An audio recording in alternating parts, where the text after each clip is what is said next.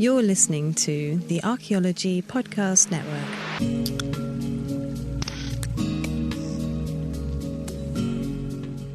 Welcome to Heritage Voices, episode 19. I'm Jessica, and I'll be your host today for this panel episode on publishing. Before we begin, I'd like to honor and acknowledge the Nooch, or Ute peoples, on whose traditional homeland I'm recording today, as well as the other tribes with ancestral connections to this land. So, Lyle was supposed to be here on this podcast as a panelist today, but we were having some technical difficulties, so that might not happen. Hopefully we can still get him on here, though, because he's quite impressive with his publications, and I'm sure he'd have a lot to say. Actually, the timing on this is kind of funny because Archaeology Southwest just launched their most recent magazine on Bears Ears National Monument, titled Sacred and Threatened, and Lyle, Dr. Kathleen Van Vlack, on today's panel, and I are all in there. And Lyle wrote about Hopi connections to the area, and Kathleen and I wrote about the ethnographic project that we've been working on with the Utah BLM Monticello Field Office. So big thanks to the Utah BLM, the tribes that we've been working with, and Archaeology Southwest. Check it out. It's a stunning issue, as per their usual, and it features a good number of incredible Indigenous authors who we've been lucky enough to work with. Also, final thing, and then I swear we'll jump in. If you have learned something or benefited in some way from this podcast and the incredible guests that we've interviewed, please consider becoming a member of the Archaeology Podcast Network. Putting together these episodes and maintaining the network is actually pretty expensive, even with all of our volunteer labor. So if you can please help us be able to continue to offer this resource, and in return, you'll get some pretty sweet swag and extras. And big thanks, of course, to all of our members. You guys are amazing. Okay, Dr. Hardy, would you mind starting us out on introductions for the panel? Sure. I am Lisa Hardy, and I am a professor at Northern Arizona University.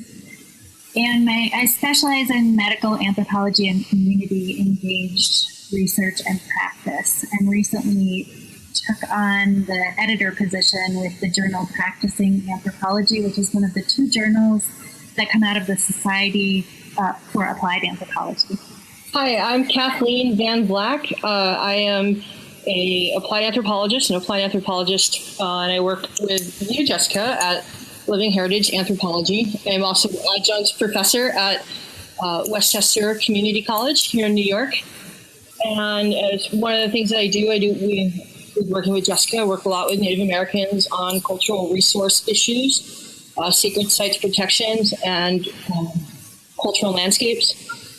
And I am also the past president of the High Plains Society of Applied Anthropology, and I'm the current editor of their journal, The Applied Anthropologist. So just to clarify there, when Kathleen says that she's working in cultural resources, she means she's working in cultural resources and heritage like the way I am. So she's also an ethnographer. So we're both CRM ethnographers, not archaeologists. I'm David Martinez. I'm an associate professor of American Indian Studies at Arizona State University. In addition, I'm Akimel O'odham, enrolled in the Gila River Indian community here in Arizona. And my area of concentration is American Indian intellectual history, art and art history, and O'odham studies. I'm Sarah Herr, and I'm, I guess, the archaeologist on this show. And so I work, I'm president of Desert Archaeology, a cultural resource management firm in Tucson, Arizona. And for about the past 18 months, I'm one of the editors of the Society for American Archaeology's journal, Advances in Archaeological Practice. I do that with the state archaeologist of New York, Christina Reich, and with an archaeologist in Amsterdam, Sjoerd van der Linde, as well. And we have a digital reviews editor named Sarah Perry out of London.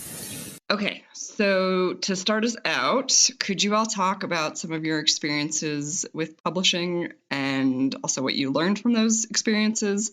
And then second, could you talk a little bit about the topics that you've all published on so far?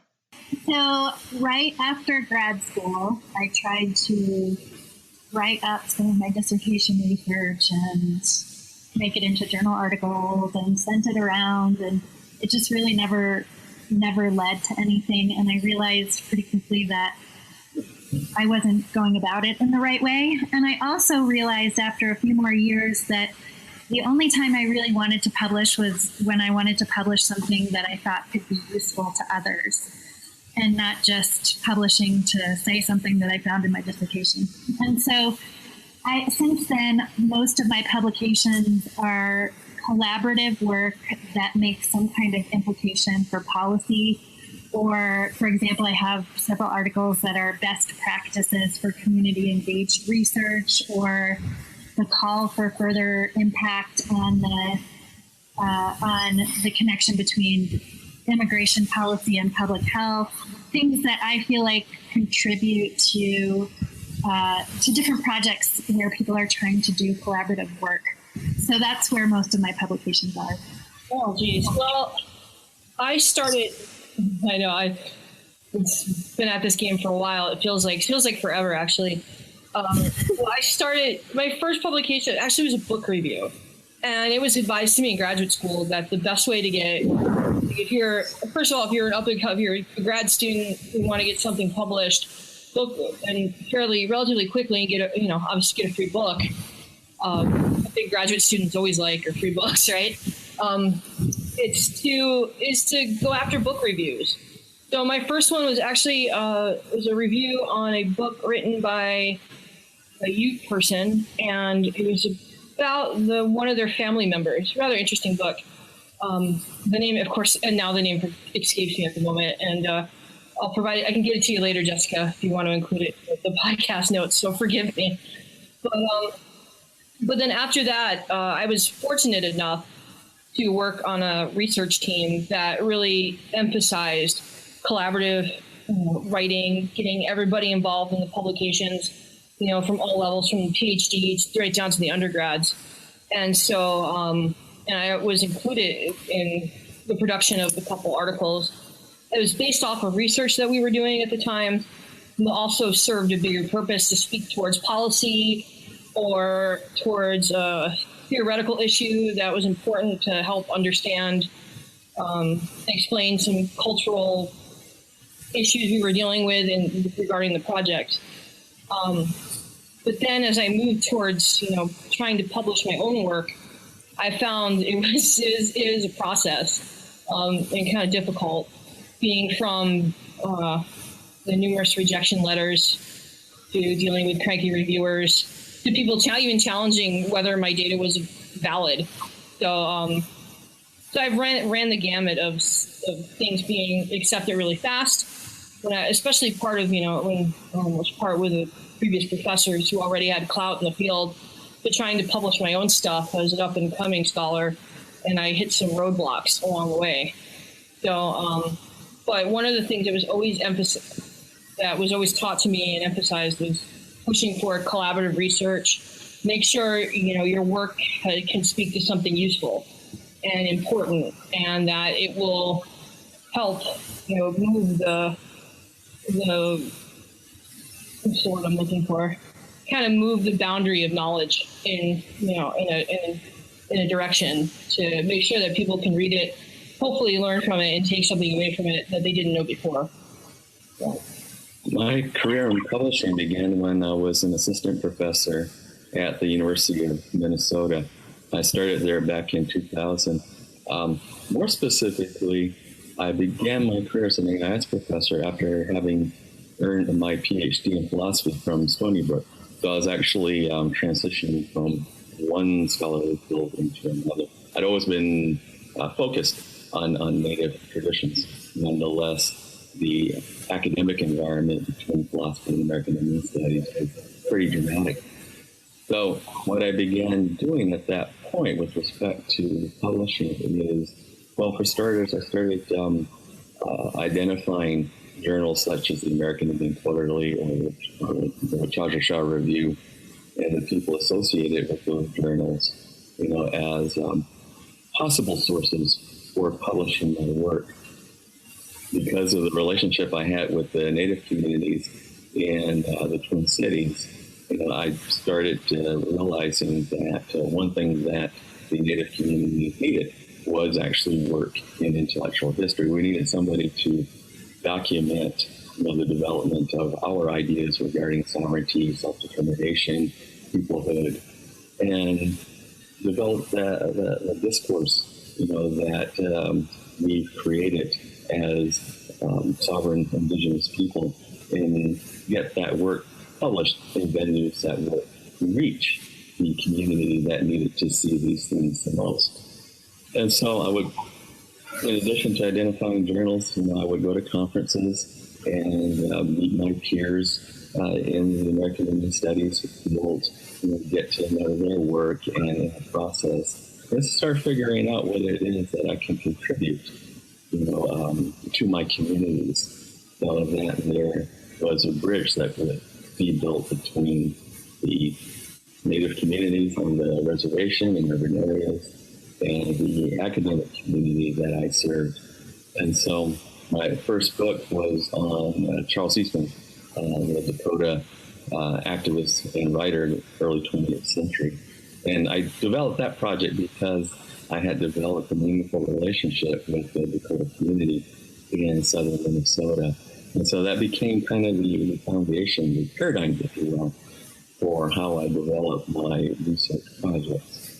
They were informed by what was going on in my field, but also how I proceeded to develop my analyses was based on the countless conversations that I had with tribal elders, my students, my peers. In other words, I tried to make sure that I was in touch with the community's voice whenever I embarked on a new project. And that's informed my scholarly life to this day, including the recent project that is in production now at the University of Nebraska.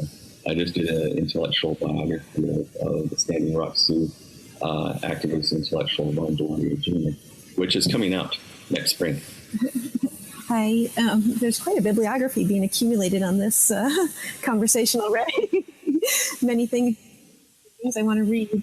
Let's see, I've been publishing, I guess, for over 25 years. I started as a graduate student, and much of the work is, largely technical from an archaeological point of view. I don't write very quickly. It takes me a while to kind of internalize the significance of the projects I've worked on. For peer-reviewed articles, it's a bit slower for me. I don't put out a lot, but I published in some edited books. My dissertation turned into a monograph that, in the end, after it being well edited, I was pleased with. And then a few journal articles. And I try and target the journal articles to the audiences that I think will be most interested in reading them.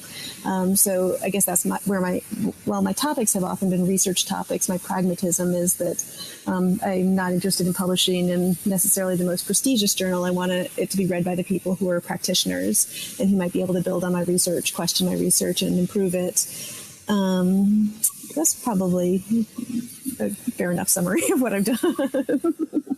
I guess my work is largely in Arizona, and largely in central Arizona on Western Apache and ancestral Puebloan landscapes. Okay.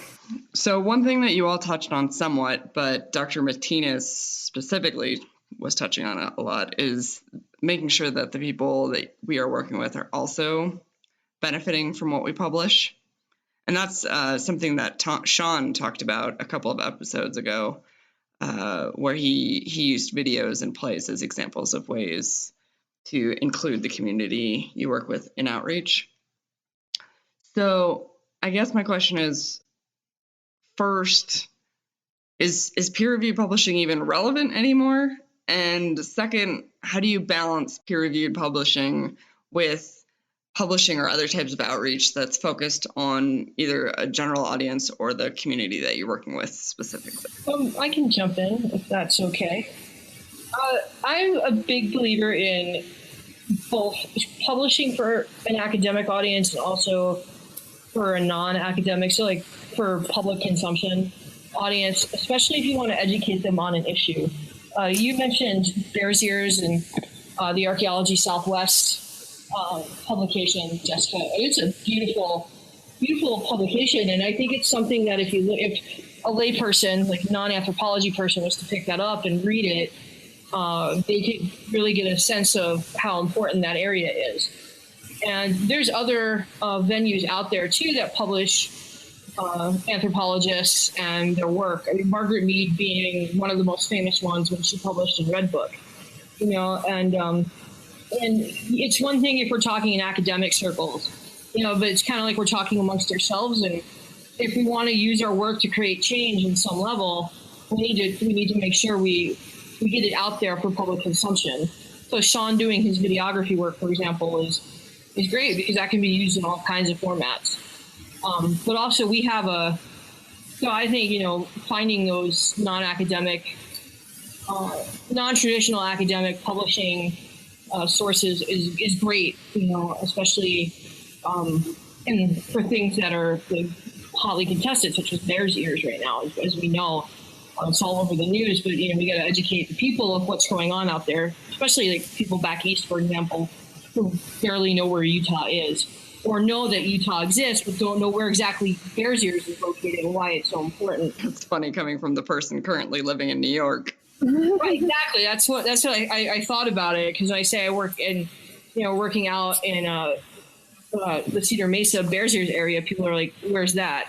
So it becomes you got to educate people on geography a little bit. And I say that with love for my people in New York. But also it's important to us too as academics to publish for our peers. This is where ideas get shared. New ideas get born and new research questions come out of, and that's what keeps us going as researchers, as academics, is talking amongst our peers and sharing that knowledge with them. And it also leads to collaboration too. I could have an idea and publish about a research question, but then somebody could read my article and contact me and say, "Hey, you want to collaborate on something similar? Because I was thinking about the same thing, but from this slightly different approach. Why don't we team up?" There's the idea sharing. So I think we have a responsibility in terms of publishing to try to balance both, for the masses and then for our academic peers. And I certainly agree. I think one of the challenges today is that now that we're in the information age, is there's so much information out there. There's a lot about archaeology, and there's a whole spectrum of authority in what's said. And so I very much value publications that are peer-reviewed in the hopes that they are providing, a somewhat, that's providing a high standard. And while I really enjoy, and our company does a blog, and I really enjoy reading blogs, those aren't necessarily evaluated. And so I like publication because it helps separate, like, here's some research that's fairly solid. It might be intellectually challenged, but it's moving incrementally forward, and then having the whole spectrum of other conversations about it that may be more speculative and engaging and things like that. But we need to have we need to have both the kind of excitement, engagement of the public and the non-censored stuff, but it needs to be balanced, because it's easy to go off on kind of a tangent, and as we've all seen, things can go very far off of where truth lies. And so it's kind of one of the interesting challenges right now, where it's easy to get online publications, digital publications, peer-reviewed or not, and blogs, and I'm not sure everybody who's a reader recognizes that continuum. So I think it's an interesting time and balance between how we communicate. On that note, we're going to take our first break.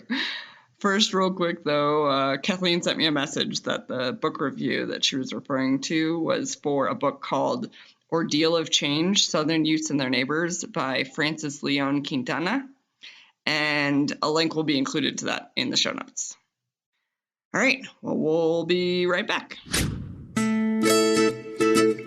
This network is supported by our listeners. You can become a supporting member by going to arcpodnet.com/members and signing up. As a supporting member, you have access to high-quality downloads of each show and a discount at our online store, and access to show hosts on a members-only Slack team. For professional members, we'll have training shows and other special content offered throughout the year. Once again, go to arcpodnet.com/members to support the network and get some great extras and swag in the process. That's arcpodnet.com/members. Okay, and we are back. So, okay, we were just talking about academic publishing versus publishing for a more general audience, and we heard from a couple of you. Did any of you, David or Lisa, have anything that you wanted to add to that topic? I agree with what's already been said, and I would just say that I think the best thing right now is to be really fluent in different media. So I do definitely agree that there's still a good place for peer-reviewed publication. And also what I like to do and what I like to talk with my students about is disseminating our research in different ways. And so what that means is if you're working with a community group and you want to do a peer-reviewed research article because you think there's something to be said that will be going out to that audience, that you also do a community report or a policy brief or something that can get back to your community partners quickly, because the peer review process takes a really long time. And the other thing I've been thinking a lot about with editing practicing anthropology is that we're opening it up. We just opened up a section for creative work, because I don't know about you, but for me, when I think about what has inspired me in my life, a lot of it has been creative. And I think a lot of anthropologists are really creative, whether or not they make space for that in their academic work. There are a lot of anthropologists who are poets and artists and write fiction. And so what we're going to start to do is accept submissions, and we already have some that are really interesting, of people creating something, maybe first-person voice, that relates to their work in anthropology but is expressed in a creative way. And this also is going to include, we started a blog, so we will include video clips and Tumblr posts and things like that will allow us to expand the media in which people can use to express the importance of their work. Well, I suppose the dilemma that we face in American Indian Studies, myself included, is the dilemma that all academics face, which is how do we connect our research and our scholarly publications and discussions, with a wider audience, or are we just all talking to each other? And in the case of my field, there's a genuine concern for recruiting as many young Native scholars as we can into academia to become professors, to become part of the academy. And so, we do try to advise our students on the importance of developing a research agenda, one that's based on their community values and issues, but can shape the discourse that's going on in the scholarly fields that are pertinent to American Indian communities. And so, we try to bridge the gap between community and publishing so that what they publish is relevant to their communities, from the onset. That way, when they become published and they become distinguished, they're establishing themselves as Native scholars, as authorities that their communities can turn to for expertise and advice. And so I think it's important when it comes to the question of how do you make your research and publishing relevant, or even relevant to begin with, is to start with those essential questions. Well, what is it that your community, the one that you want to serve, actually needs? And can you contribute something, as a researcher and a thinker, to those issues and to those topics? And when you can say yes and develop the work that's needed, it does have an impact, at all levels of Native society.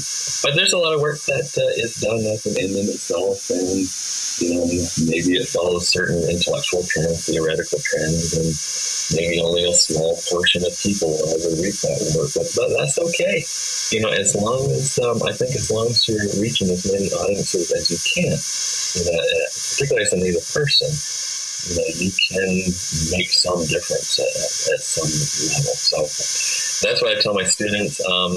Otherwise, it is easy to get kind of skeptical, maybe even a little cynical about the whole process, because obviously it does. Writing takes a long time, to develop the work, to refine the work, to get it published, to go through peer review, revision.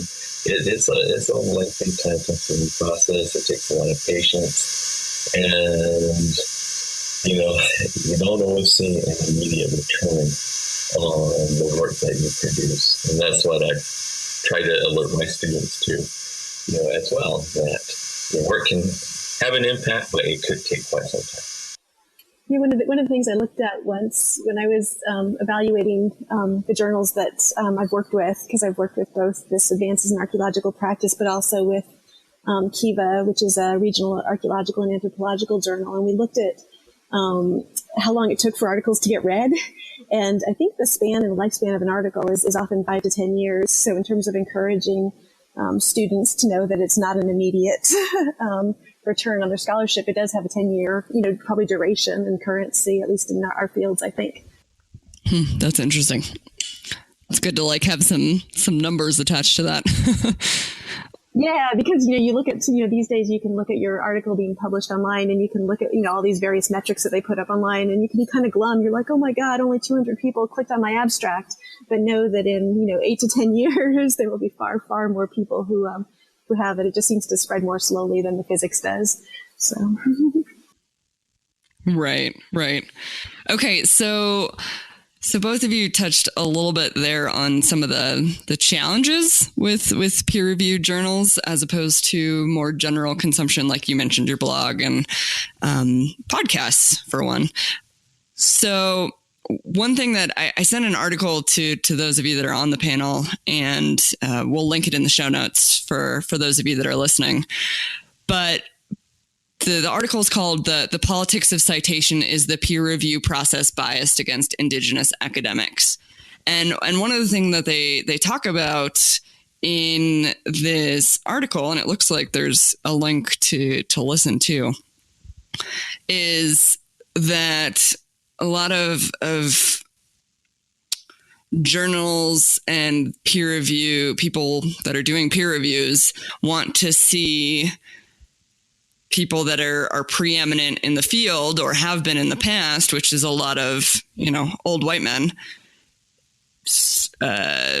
in these journal articles, even if it's not necessarily the best place for those specific citations.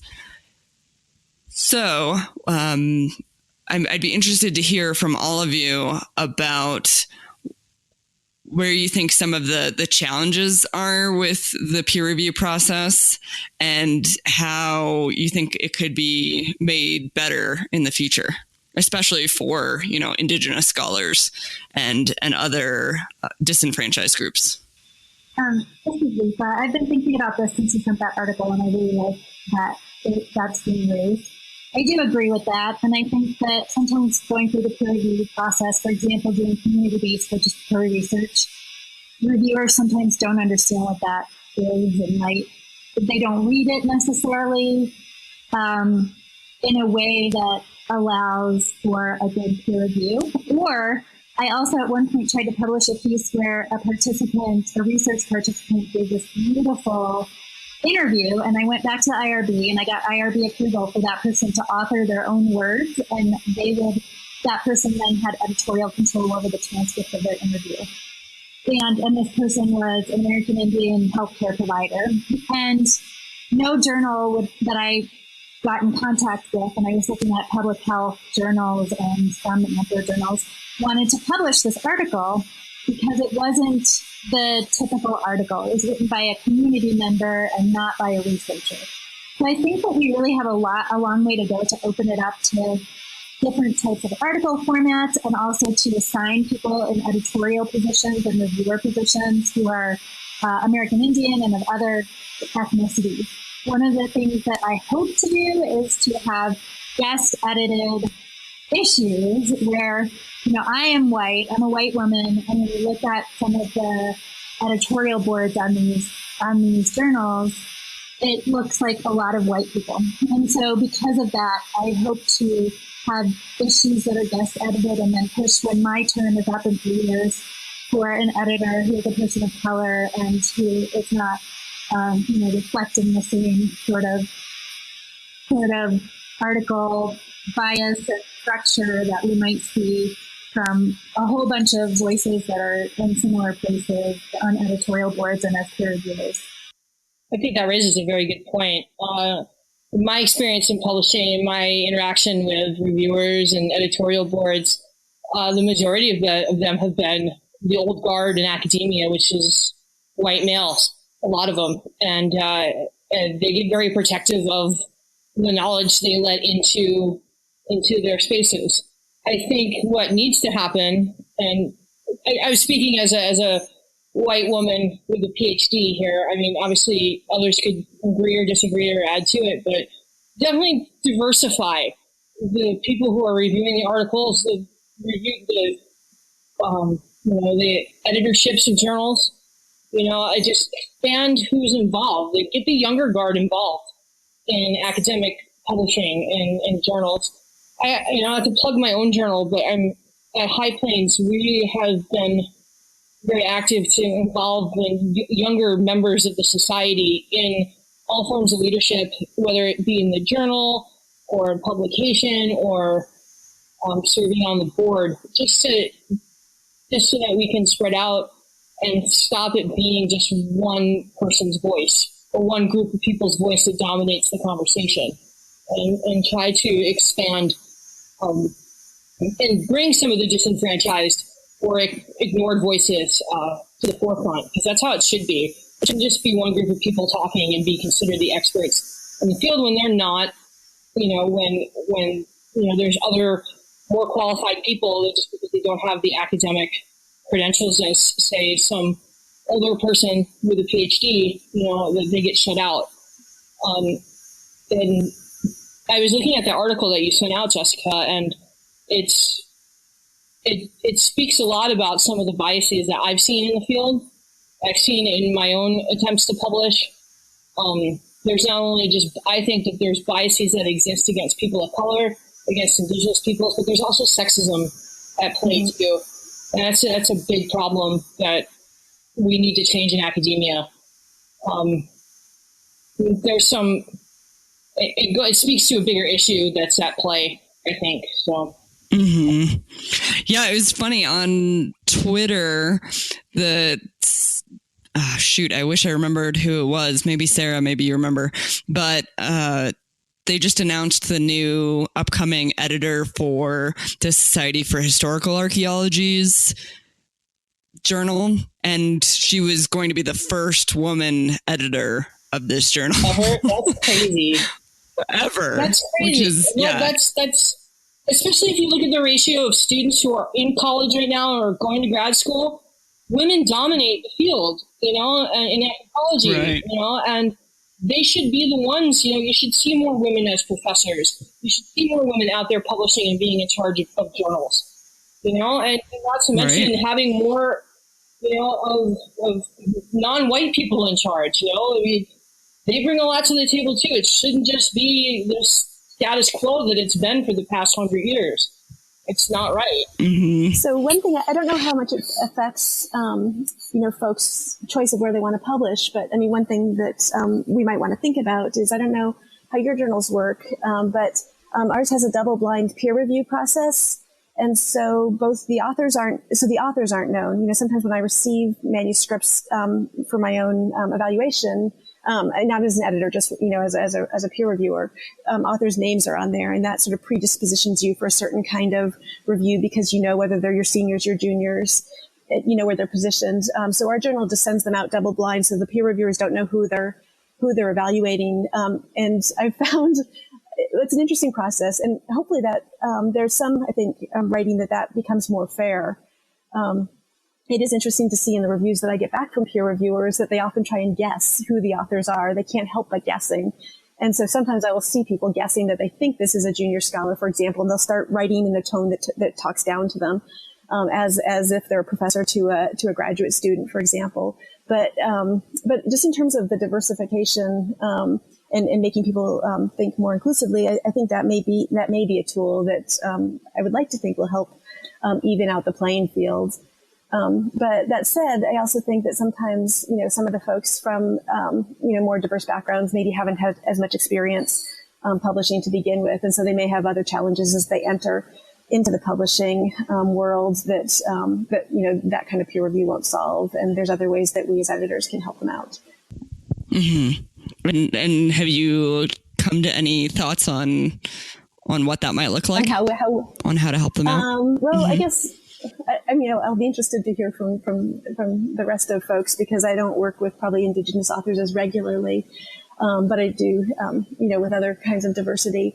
I guess, some of the things I would say that to people who are entry level authors is that they should just not be shy about getting a hold of the editors, start talking through their paper and how it fits with the journal, even when it's still in the conceptual stage, because there's certain amounts of information that we can share with them that can help them peg their article for greater success. We can also talk to them about their concerns. For example, I had a young author. She's not Indigenous. She's just a young author, but who was very worried about her perception of how some of her early articles had been reviewed, and they'd been very aggressively reviewed by more senior people. And I said, okay, well, I know that about you now. And so, as your editor, I will be particularly sensitive to triaging the peer reviews that I get. And make sure that I think that you're absolutely getting a fair review, and I'll tell you what I think as well. So if somebody's being too harsh on you, so there's different ways we can take a little bit more of a mentorship approach. We don't have to take fully a gatekeeper approach, which is another role of the editor, is to be a gatekeeper, but we can also be mentors to folks that I guess they have to approach us though, and they have to be bold enough to approach us and ask for that help. I guess that would be one comment, but I would certainly be curious about the other folks. How they engage. Right. And that's one of the main reasons why Lyle and I wanted to do this podcast was actually you did a webinar on publishing within your journal. And I really just loved the way it seemed like it would make people feel a lot more comfortable, like they could approach you, like publishing wasn't so scary. And so that was part of what I was hoping we would do with this podcast was having people listen who maybe haven't published before. Maybe they might come out feeling inspired, like, hey, I could reach out to that journal editor. They sounded really nice.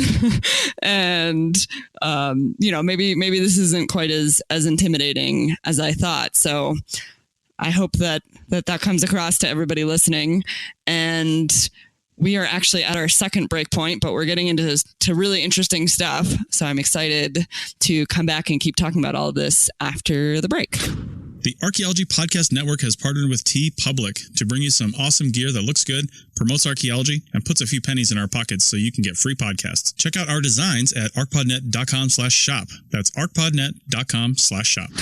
All right. And we are back. So really loving this conversation that we're having. Does anybody have anything more that they want to add to everything that we were just talking about?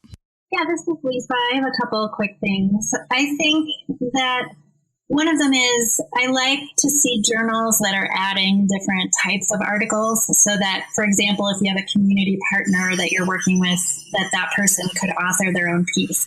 And there are some journals that are doing that, like Progress in Community Health Partnerships, and they ask people to write also something in lay language that people could read who aren't an academic audience. And I think that structurally, that's going to help open up the ability for people to publish who might not be coming from a traditional academic background, but have something really important to contribute. And the other thing, I really like this idea that we were just talking about mentoring new authors.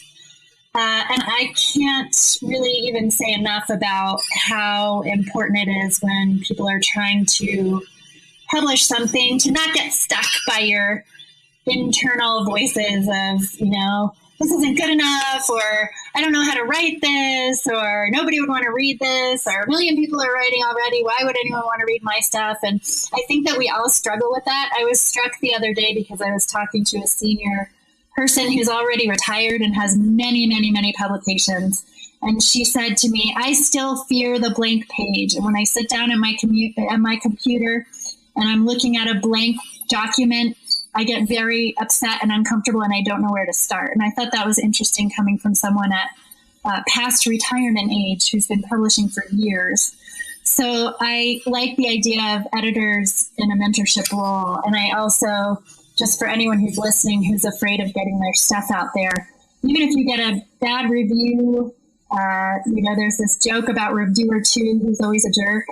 If you get a bad review, just pick your stuff back up and edit it and keep submitting and keep reaching out to editors, because we don't want to get stuck in a place of thinking that, we can't write or our stuff isn't good, because I think anyone can keep working and find mentors and collaborators and figure out, if you really have something to say, how to get it published. Well, David, I'd be really interested on your perspective coming from American Indian Studies on how you think that, have you heard of any particular challenges with publishing from among your peers that maybe people in other parts of academia haven't experienced or wouldn't realize would be an issue for people?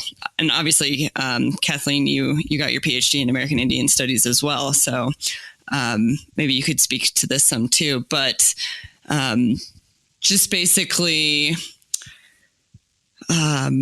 if there's specific types of challenges that Indigenous people face with publishing compared to maybe just your average white academic in anthropology, let's say. Yeah. When it comes to bias in getting Native scholarship published in peer-reviewed journals, it does happen, but it doesn't happen in every case. I think it depends on, in large part, the field that one wants to publish in. For example, if a Native scholar wants to publish in the field of, say, history, I think that the field of American Indian history is developed enough where scholarship in those journals is an easier process than, say, fields where there's very, very few Native scholars involved, either as writers or as editors. I experienced the latter when I was trying to get my work published in philosophy journals a long time ago. But the bias that I encountered was really just one in which the people reading my work didn't understand what I was trying to do. And it didn't meet their expectations that, I was supposed to be citing certain sources in Western philosophy. Why was I talking about this Native stuff? And so there was a lot of rejection involved. And so when it comes to the phenomenon of bias, it's definitely there, but it's not necessarily malicious or systemic. A lot of times it's just ignorance. And so when it comes to trying to break new ground in scholarly fields where there's not a lot of Native scholarship, one thing that I attempt to caution junior faculty about is that when you attempt to publish in those fields, you're going to have to deal with a lot of rejection, a lot of misunderstanding, but it's often the price you have to pay in order to make a difference in that field. And so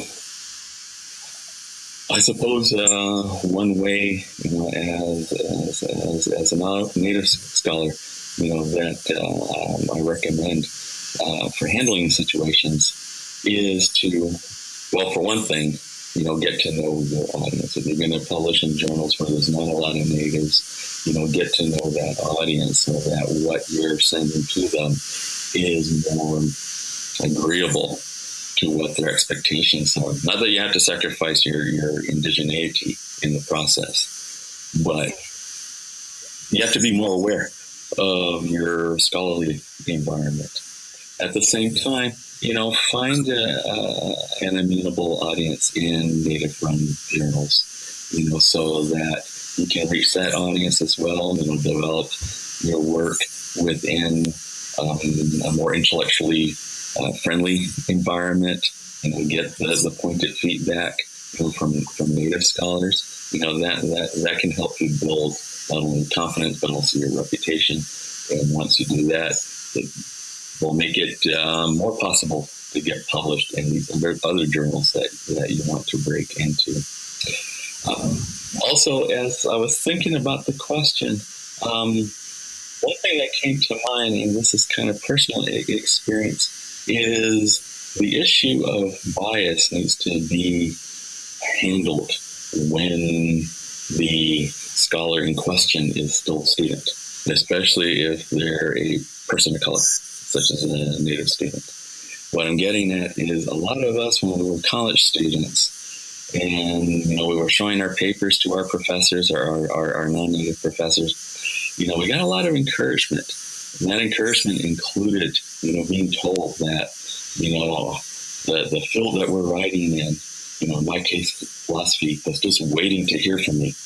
That if I would just get my work out there, it would make a huge difference. And so the point I'm trying to make is you have to alert, your young people, your students, to the fact that they may have a major contribution that should be read and seen, but at the same time, they have to know that there is institutional bias out there that may not understand what it is that they're trying to do.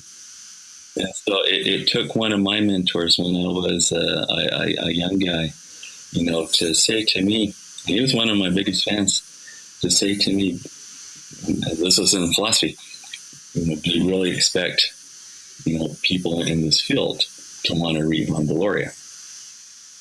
And just being alerted to that bias was eye-opening, because I had developed this mythology that all I needed to do was show the world my work, and it would get published left and right, when it's a little more complicated than that. And so, yeah, bias definitely exists, but it's not necessarily, the career-ending obstacle that you might think it is. And so, I don't know if that's a clear answer, but it's an honest one. I guess as you talk, it reminds me that, when I talk to other folks who are entering into the academy, and since I'm not there, I hear them talk about their very strategic ways that they behave in their ways of that they want to get a job, the people that they network with. And I think publishing also is similarly a strategic action. And so while you would like to think that your voice is free, and you can just say what you want, there's a lot of structure and expectation in how articles are presented in journals. I mean, I like that. I think it's Lisa who's opening this up quite a bit, but I think about publication and the way you write as one more piece of that strategy for your career. And so know that maybe there's a certain structure to how you write and how you present your arguments, and you can still get your stuff in there, but knowing that there's a little bit of scaffolding around it. Does anyone else have any additional advice that they would add for people that are new to publishing? Yeah, just try not to get discouraged with the rejection letters. It's part of the process. I was once told that there was a time when the American Anthropologists, for example, rejected over 90% of their submissions right out the bat. And Human Organization had a high rejection rate too. It's probably still the same way. I haven't submitted to Human Organization in a long time. But when I did, I was rejected. I mean, it's part of the process. The things that you hope for is when you get rejected is that you get good feedback from your reviewers.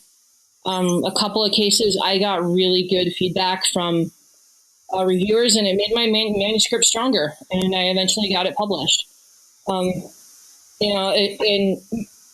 It takes a while too. It's not a hurry up, in about a month turnaround time, you'll get something back and you'll be published. It can take up to 2 years. It can take a while. So you just got to have patience and be prepared for, to maybe not get it accepted the first go around, and, take whatever criticisms, whether they're positive or negative, that they give you, and try to turn it into something where as a learning moment, and you can make the manuscript stronger in areas it might have been you didn't realize it was deficient in until somebody else on the outside who doesn't know your topic as well as you do, they read it and they found a point of weakness, and then you strengthen your argument, and that can help you. One, it helps you as a scholar, it helps you as a writer to keep improving. And even though it stinks when you get rejected, and you put so much into writing a manuscript, you spend sometimes, months or even, a year's time or more working on this piece, and you think it's so good when you submit it, and then you get turned down, and it can be kind of soul crushing. But you just gotta, the thing that I learned is that you just gotta pick yourself back up, don't grieve too much for the rejection letter, but go back at it. And somebody out there will want your manuscript, will want to publish it in their journal. It's all about finding that appropriate voice, that appropriate place to put it out there for. Maybe it's not good enough it's not something that human organization wants per se, but say the Journal of Intangible Heritage wants it, and you submit it to them and they accept it. And then you're in a well-known, respected journal in heritage studies. It's just trying to find that right audience and that right balance, and just don't get discouraged and don't give up. Just hang in there. It will work out at some point. That reminds me of a thing I heard it was for business, it was like business advice basically, but someone said to set a goal of how many no's that you want to receive per month, not necessarily related to publishing, but related to anything. And if you're not hitting your number of people saying no to you, then you're not putting yourself out there enough.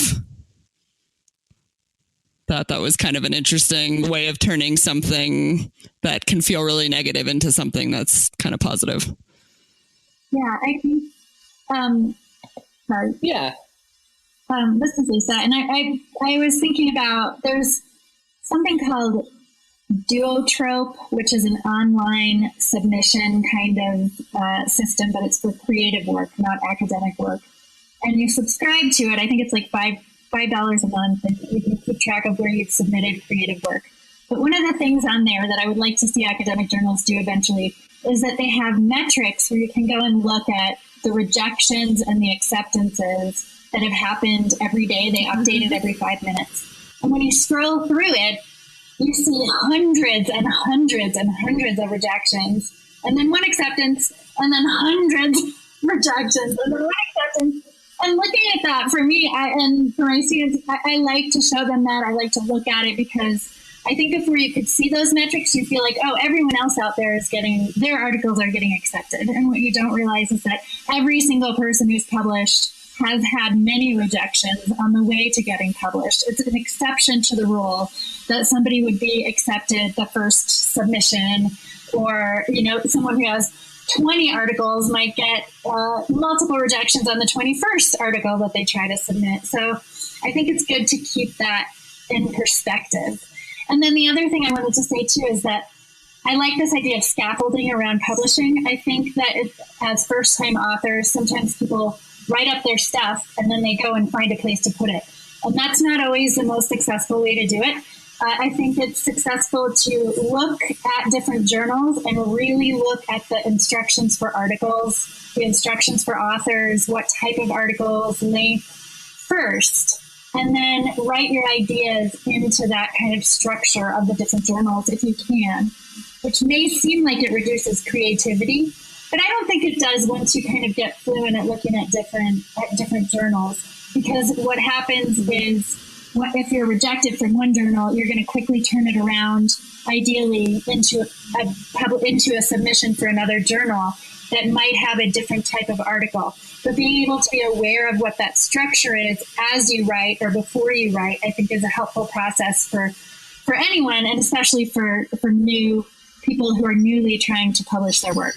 Yeah, actually, and at least for archaeologists, and I don't know if this goes for you as cultural anthropologists, it's often a good idea when you have your project to do exactly what you said, to build your articles. So it's often really good to get your data article out first, because then you've established like a threshold, basically. And then, then you get your kind of maybe your more creative theory articles out there.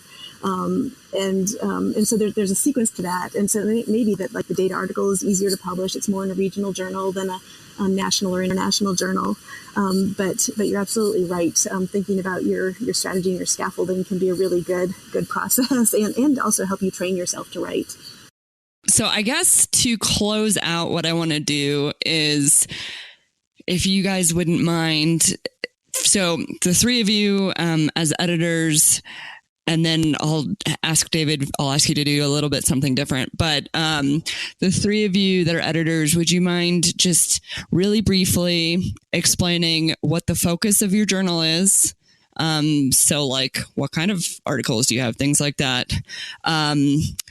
What you would like to see, like what kind of articles you'd like to see in your journal, and what kind of authors would you like to have, or what are you trying to target? Where would you like to go? I know that's a lot real quick, and then David, if you want to talk about the American Indian Studies program at ASU and kind of the similar thing, like what's the focus of your program? Where would you like to take it? And what kind of students would you like to have? I mean, I'm an Arizona Wildcat, but Same here, right. I don't know about ASU. But I guess we could have you talk about ASU. So I guess Lisa, would you like to start? Sure. So practicing anthropology as opposed to human organization, which is the other Society for Anthropology, Applied Anthropology publication, is looking for shorter articles, fewer citations, written for a broad audience about people practicing anthropology in the field. So it's a little bit less intimidating than writing a super long, heavily cited, theory-based article. I think that's at least the goal. For me, as thinking about where I'd like to see it go, I really want to see people writing things in first person, looking at some of the other publications and also abstracts for some of the conferences. I still see a lot of work that almost sounds like colonial endeavors, settler colonialism, someone writing about someone else's cultural tradition. And what I'd like to see is a lot of work of people writing about their own communities or their own reflections on practice in the field that can help other practicing anthropologists rather than that kind of old school settler colonial view. I also want to see a focus on social justice, social movements, and highlighting and centering the voices of people of color and historically underrepresented authors. And then, like I said, we have this sort of creative piece submission process that we've opened. So we're doing that. Also, one more thing, we will have some special issue calls coming out. So on the SFAA Facebook page, we're going to be putting flyers up there when we have special issues. So people can keep an eye on that and submit if they find one that they're interested in. Great. Sarah? So as I said, ours is Advances in Archaeological Practice and is a journal for the Society for American Archaeology. So when we put together our editorial team for this journal, we were trying to make a point about diversity in the profession, although not necessarily ethnic diversity, but just kind of diversity in all ways in practice. And so our team doesn't include any academics on it. So I work in the private sector. My co-editor is a government archaeologist, and we have another archaeologist who works for nonprofit in Europe. So we were definitely going for diversity, and all of us feel like archaeology is the starting point for conversations, but it isn't the be-all and end-all. It's kind of how you take archaeology into other conversations about the sciences and other conversations about being human and more humanities approaches, more collaborative approaches as well. And so we're trying to encourage like all that kinds of engagement. So both interdisciplinary articles and collaborative articles, I think, are probably the two directions that we like. And it's quite a mix in the journal as well. We take three kinds of articles. One of them is a research article, but it's still about method or practice. If somebody writes about theory, we reject them right off the bat.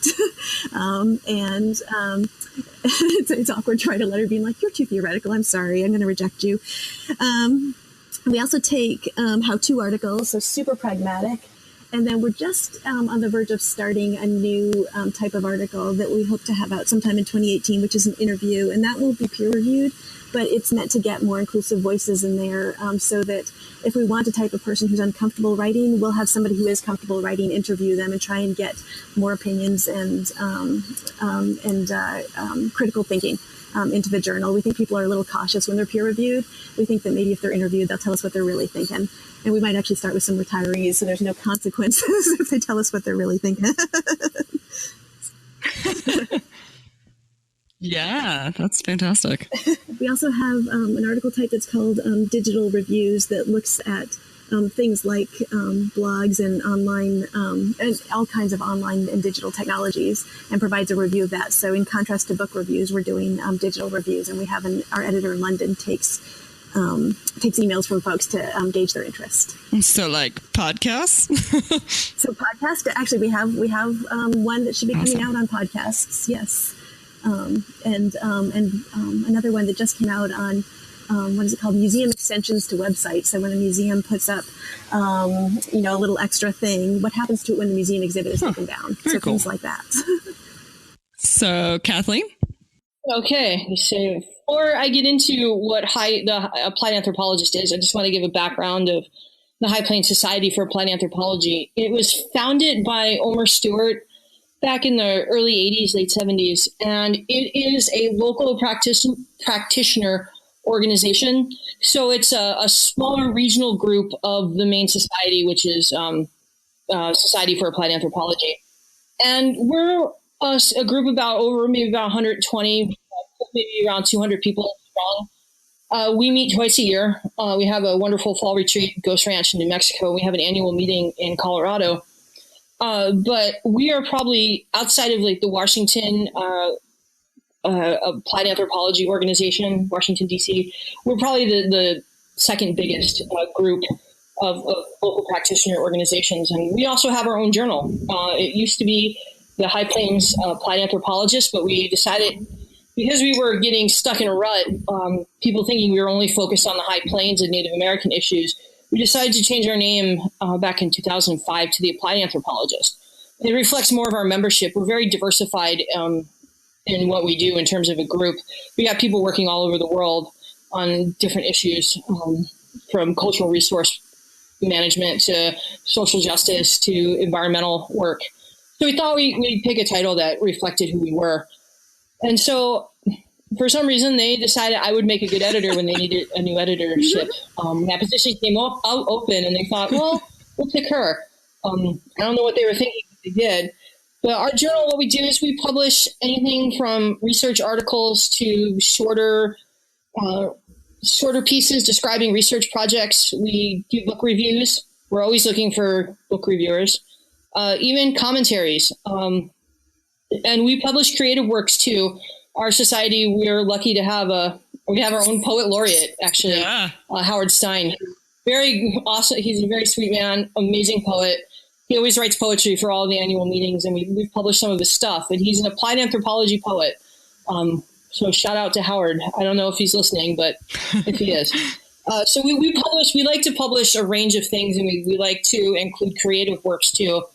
But our focus is applied anthropology and people looking at trying to work with communities to solve some sort of human issue that they're facing. Our society focused a lot on and contributed a lot to the anti-oil pipeline work in the Dakotas last year. We raised money and sent funds and goods up to help the water protectors when they were faced with, the private security firms and the water cannons.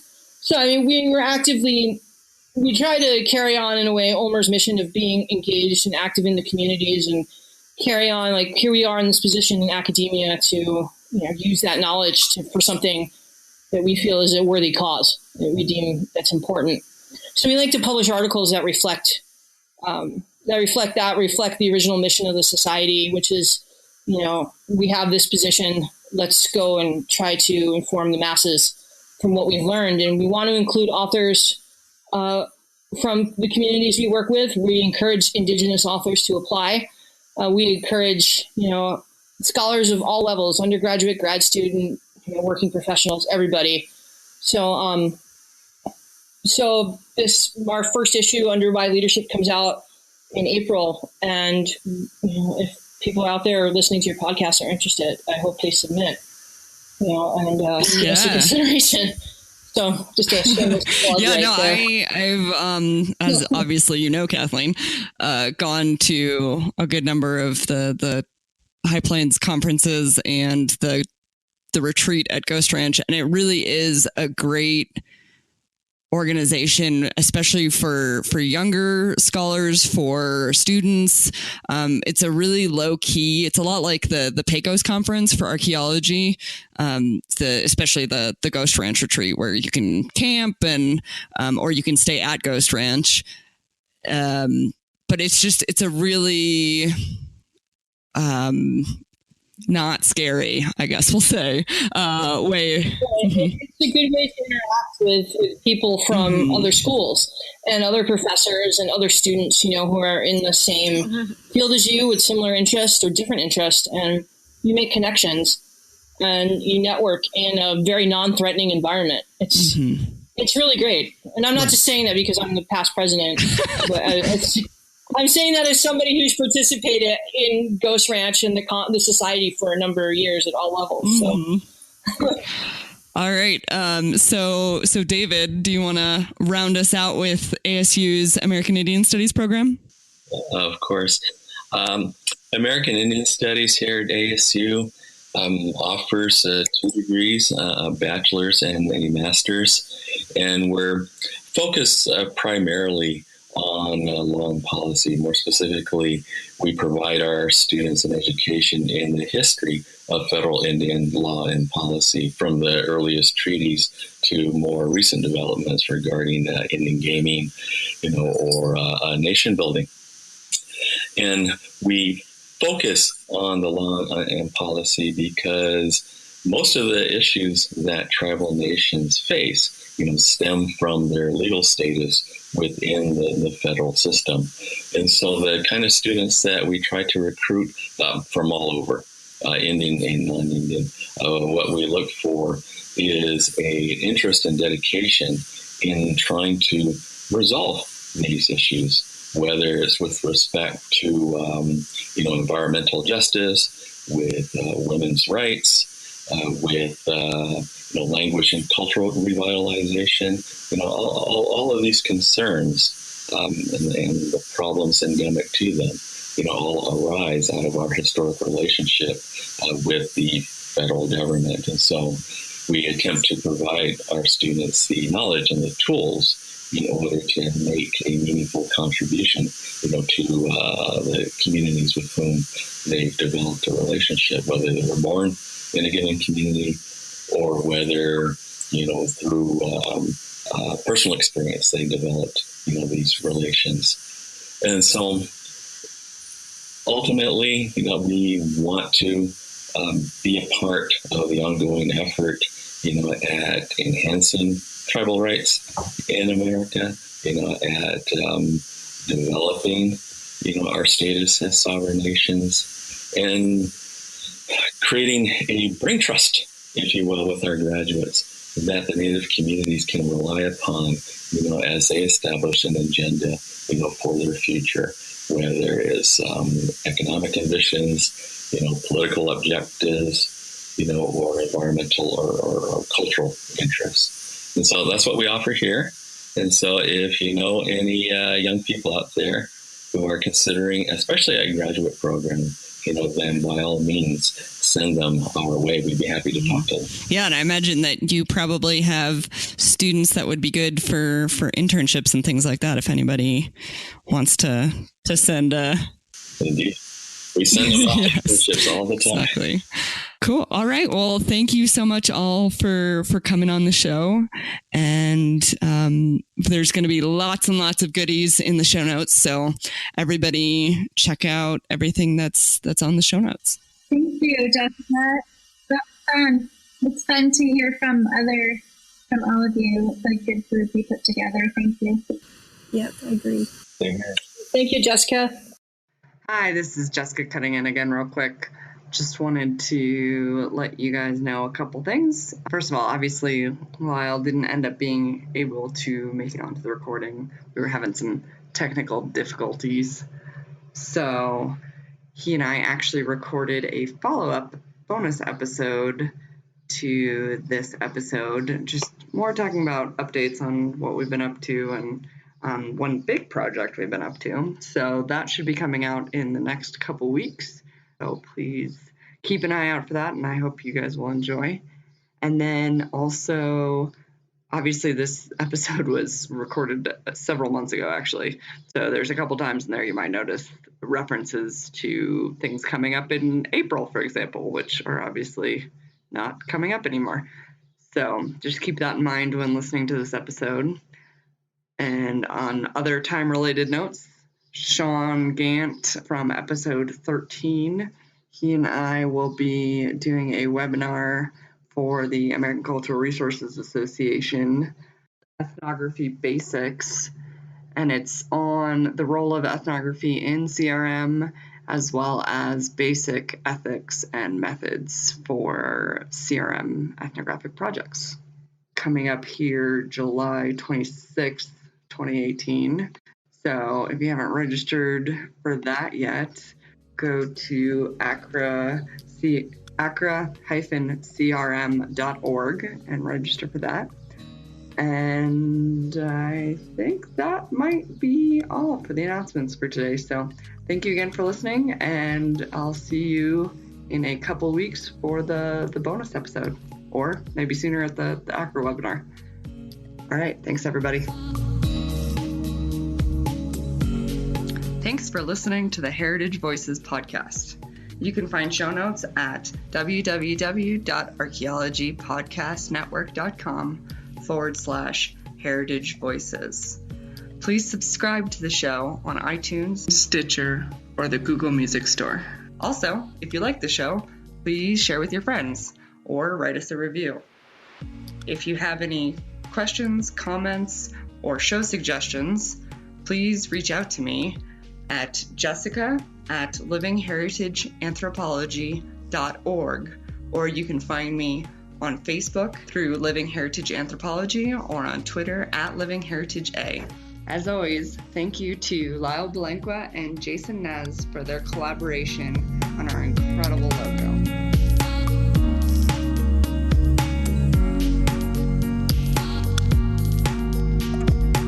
This show is produced by the Archaeology Podcast Network, Chris Webster and Tristan Boyle in Reno, Nevada at the Reno Collective. This has been a presentation of the Archaeology Podcast Network. Visit us on the web for show notes and other podcasts at www.archpodnet.com. Contact us at chris@archaeologypodcastnetwork.com. Thanks again for listening to this episode and for supporting the Archaeology Podcast Network. If you want these shows to keep going, consider becoming a member for just $7.99 US a month. That's cheaper than a venti quad eggnog latte. Go to archpodnet.com/members for more info.